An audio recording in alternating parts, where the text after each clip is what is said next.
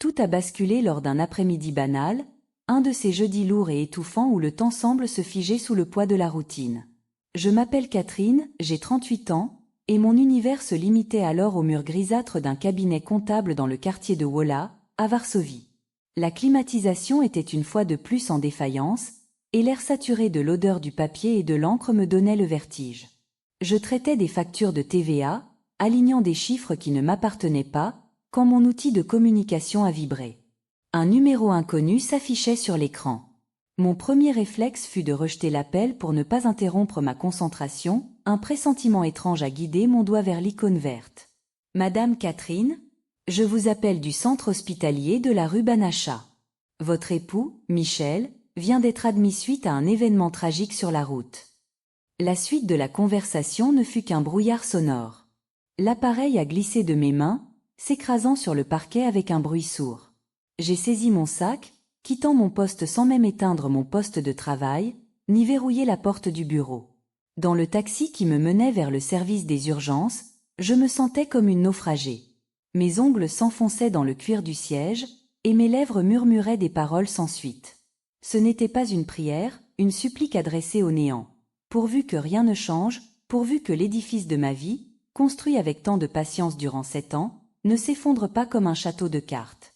Le département de traumatologie m'a accueilli avec son odeur caractéristique de chlore, le bourdonnement incessant des néons. J'ai couru dans les couloirs, le cœur battant à un rythme effréné, jusqu'à ce qu'une aide-soignante m'indique la chambre 402. Michel était là, étendu sur un lit trop haut pour lui, sa jambe gauche emprisonnée dans un plâtre imposant, suspendu à une structure métallique. Un hématome violacé commençait à marquer son visage autrefois si sûr de lui. Je me suis précipitée vers lui, saisissant sa main glacée. « Mon Dieu, Michel! Que s'est-il passé? Les experts médicaux disent quoi? J'ai eu une telle frayeur ?» Il a tourné la tête vers le plafond, m'ignorant avec une froideur qui m'a glacé le sang. « Te voilà enfin! Il était temps. Je suis ici depuis le début de l'après-midi. Où étais-tu encore passé? » Les mots se sont figés dans ma gorge. J'avais tout quitté en une seconde, bravant les embouteillages de la capitale, voilà son premier accueil. On m'a prévenu il y a seulement 1 heure, Michel. Je suis venu sans attendre. 1 heure? C'est trop long, a-t-il craché avec mépris. Écoute, va me chercher quelque chose de décent à manger. Cette nourriture hospitalière est une insulte. Et prends de l'eau minérale, plate uniquement, tu le sais bien. J'ai hoché la tête, tentant de me convaincre que sa rudesse n'était qu'une manifestation de sa douleur physique. Je pensais qu'un homme privé de sa mobilité était forcément sujet à l'irritation. En sortant dans le couloir, je me suis arrêtée un instant pour reprendre mon souffle. C'est là que je l'ai remarqué. Sur un banc de bois usé, juste en face de la salle de Michel, se tenait une femme d'un certain âge. Elle aussi avait une jambe plâtrée, elle ne criait pas, ne se plaignait pas. Elle fixait la porte de sortie avec ce regard vide, résigné des personnes qui savent que personne ne franchira le seuil pour elle. Ses cheveux argentés étaient tressés avec un soin méticuleux, ses mains, fines ridées, reposaient sagement sur ses genoux. « Puis-je faire quelque chose pour vous, madame ?» ai-je demandé, poussé par un élan de compassion. Elle a levé vers moi des yeux d'un bleu délavé, d'une profondeur incroyable. « Merci ma petite. Je suis juste sortie pour respirer un peu, l'atmosphère de la salle est oppressante. » J'ai appris qu'elle s'appelait Hélène. Sa solitude était palpable, elle la portait avec une dignité qui me forçait le respect. Son fils travaillait dans le Grand Nord, sur des chantiers pétroliers, il lui avait promis de venir dès qu'il le pourrait. En attendant, elle était seule face à son destin. Je me suis engagée à lui rapporter un repas de la cafétéria. Durant toute la semaine qui a suivi, ma vie est devenue une chorégraphie épuisante entre mon travail, les exigences de Michel, les soins discrets que j'apportais à Hélène. Je préparais 2 listes dans ma tête, l'une pour mon mari, faite de plats riches de boissons spécifiques, l'autre pour la vieille dame, composée de messins réconfortants. Michel devenait chaque jour plus irascible. Il traitait le personnel avec arrogance, me reprochait la moindre seconde de retard.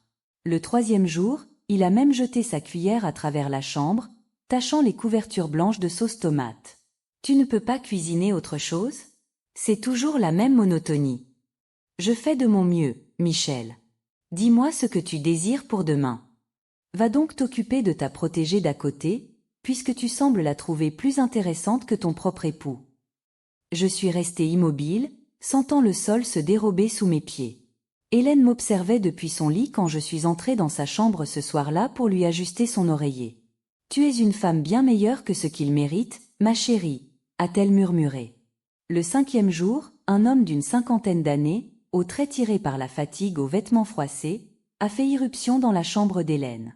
Il s'est effondré à genoux devant le lit de sa mère, lui saisissant les mains avec une ferveur désespérée. « Maman, pardonne-moi pour ce retard inacceptable. Les experts financiers ne voulaient pas me laisser partir avant la clôture du contrat. Simon, mon fils. » Hélène lui a caressé le visage avec une tendresse infinie. « Tu es là, c'est tout ce qui compte. Mais sache que je n'étais pas seule. Catherine a été mon ange gardien. » L'homme s'est tourné vers moi, les yeux embués de larmes. « Je vous suis infiniment redevable, madame. Dites-moi ce que je vous dois, je réglerai chaque euro, sans discussion. » « Vous ne me devez rien, monsieur. » C'était naturel. Hélène a alors fait un signe à son fils. « Simon, attends. Catherine, approche. » Elle a sorti de dessous son traversin un mouchoir en tissu, orné de broderies délicates représentant des bleuets. À l'intérieur, elle avait dissimulé un vieux billet de banque polonais datant de l'époque précédente, une coupure de 25 unités totalement obsolète. « Prends ceci, ma fille. C'est pour ton avenir. » Dans mon état de fatigue extrême, après des nuits sans sommeil passées au chevet d'un mari ingrat, j'ai ressenti une bouffée de colère incontrôlée. « C'est une plaisanterie? Je vous ai nourri, soigné, veillé durant une semaine entière, vous me donnez un bout de papier qui n'a même plus de valeur légale dans aucun commerce ?» Ma voix a résonné dans le couloir, attirant l'attention de Michel qui se tenait sur le seuil de sa chambre, appuyé sur ses béquilles. Son sourire était chargé de mépris. « Tu vois ce que ça rapporte de s'occuper des miséreux? Tu as ce que tu mérites, Catherine. Tu as mendié de la gratitude et on te donne un déchet. » Hélène n'a pas détourné son regard du mien.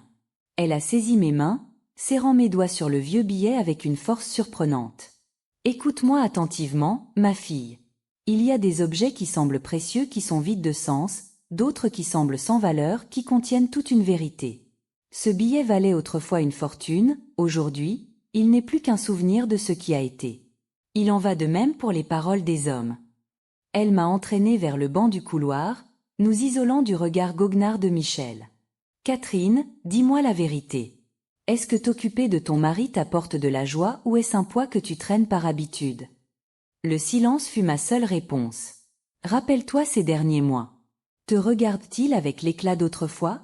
Partagez-vous encore vos rêves ou est-il devenu un étranger sous ton propre toit ?» J'ai revu les soirées solitaires, les retours tardifs de Michel, son téléphone qu'il ne quittait jamais des yeux, même à table. « Il travaille énormément pour notre futur, » ai-je balbutié, mes paroles sonnaient faux même à mes propres oreilles. Hélène a pointé son doigt vers la chambre de Michel. « La reconnaissance est une forme de noblesse, Catherine. Celui qui considère ton sacrifice comme indu finira par te détruire. Ouvre les yeux avant qu'il ne soit trop tard. » Ces mots ont agi comme un acide, dissolvant les dernières couches de mon déni. Le soir même, alors que Michel dormait sous l'effet des sédatifs, j'ai pris son téléphone. Pour la première fois de notre union, j'ai brisé le pacte de confiance. Le code était sa date de naissance, un choix d'une banalité affligeante. En ouvrant l'application de messagerie, j'ai découvert l'innommable. Une conversation avec un contact nommé L. Des images, des promesses enflammées, des preuves de virements bancaires réguliers vers un compte dont j'ignorais l'existence. Pendant que j'économisais sur chaque dépense domestique, Michel finançait la vie de Léa, une femme de 10 ans ma cadette. Les messages étaient sans équivoque. « Patiente encore un peu, mon amour. Elle n'a aucun soupçon, elle est trop occupée à gérer le quotidien. Bientôt, je liquiderai tout et nous partirons. » Je n'ai pas pleuré. Une froideur de marbre s'est emparée de moi. J'ai remis le téléphone en place, exactement comme il était, je suis restée assise près de la fenêtre, regardant les lumières de Varsovie s'éteindre une à une. Le lendemain matin, je me suis rendue à notre appartement pour récupérer des vêtements. En ouvrant le tiroir du buffet où nous conservions les documents officiels, j'ai constaté que tout avait disparu. L'acte de propriété, les contrats d'assurance, les titres de propriété de notre petite entreprise de logistique. Michel avait tout emporté, sans doute avant son accident, pour préparer sa fuite. Il ne restait qu'un vide abyssal. J'ai appelé Michel sur le champ. « Michel, où sont les papiers du domicile ?»« C'est plus sûr ainsi, » a-t-il répondu avec une agressivité feutrée. « En cas de problème au cabinet, au moins le patrimoine est protégé. Ne pose pas de questions inutiles, Catherine. Fais-moi confiance. » « Te faire confiance ?» ai-je murmuré avant de raccrocher. Le mot famille n'était plus qu'une enveloppe vide, un mensonge destiné à maintenir ma docilité. J'ai contacté Maître Lefebvre, une experte en droit de la famille réputée pour son intransigeance. Dans son cabinet de la rue Marsalkowska, je lui ai exposé les faits, les preuves numériques, le comportement de Michel. Nous avons ici un cas manifeste de détournement de biens communs de malveillance matrimoniale, a-t-elle déclaré après avoir examiné mes relevés. Mais vous devez agir avec discrétion. Michel pense qu'il a le contrôle total parce que le patrimoine est à son nom. La loi polonaise prévoit le partage équitable des ressources acquises durant l'union. Je veux plus qu'un partage, maître. Je veux ma dignité. Durant les semaines qui ont suivi, j'ai continué à jouer mon rôle de femme dévouée. J'apportais les repas, je soignais les plaies de Michel, mon regard ne reflétait plus aucune tendresse. Christine, ma belle-mère, venait régulièrement ajouter son venin. Michel a besoin de calme, Catherine. Une femme doit savoir s'effacer pour la réussite de son homme. Si tu n'es pas capable de gérer sa convalescence, sache qu'il y en a d'autres qui seraient ravis de prendre ta place. J'ai souri intérieurement. Elle ne se doutait pas que l'autre avait déjà disparu dès qu'elle avait appris que Michel était immobilisé, que les fonds étaient sous surveillance juridique. Léa ne voulait pas d'un infirme ruiné.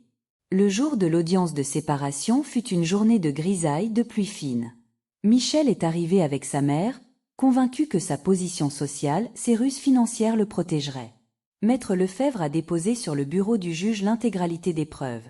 Les relevés du second téléphone, les témoignages du personnel hospitalier sur son comportement abusif, surtout, les rapports financiers prouvant ses tentatives de dissimulation de patrimoine.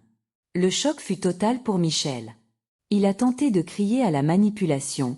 Les documents parlaient pour moi. Le juge a rendu un verdict sans précédent, m'accordant une compensation record pour préjudice moral, une part majoritaire des biens communs. 8 mois plus tard, j'ai déménagé dans un petit appartement lumineux près du parc Lasianki. J'ai recommencé à vivre pour moi-même, redécouvrant les plaisirs simples de la lecture, des promenades solitaires. Michel, de son côté, s'est retrouvé seul. Sa mère, Christine, l'a abandonné dès qu'elle a compris qu'il ne pouvait plus financer son train de vie. Léa s'était évaporée depuis longtemps. Un soir, j'ai reçu un appel de Simon, le fils d'Hélène. Maman est partie vivre à la campagne, dans la demeure familiale. Elle aimerait beaucoup vous revoir une dernière fois avant la fin de la saison. Je me suis rendue dans ce petit village niché au milieu des vergers. Hélène m'attendait sur le perron, assise sur un fauteuil à bascule, un plaid sur les genoux. Elle semblait plus frêle, ses yeux bleus brillaient toujours de la même intelligence vive. « Tu as réussi, Catherine. Je le vois à ton port de tête. »« Merci, Hélène. Sans vous, je serais encore dans l'obscurité. Le billet que je t'ai donné, tu l'as gardé. » J'ai sorti de mon sac le vieux morceau de papier jauni. C'est mon talisman. Il me rappelle que le passé n'a de valeur que si on en tire une leçon pour le futur. Hélène s'est éteinte paisiblement quelques semaines plus tard, laissant à Catherine une petite demeure, un héritage bien plus vaste que l'argent, le courage de se choisir soi-même. Aujourd'hui, quand le soleil d'automne dessine des ombres sur mon nouveau parquet, je ne ressens plus ni colère ni amertume. Michel n'est plus qu'un souvenir lointain, une erreur de parcours qui m'a menée vers ma véritable essence. Je ne suis plus la femme de « je suis Catherine », ma vie commence enfin sur des rails de vérité.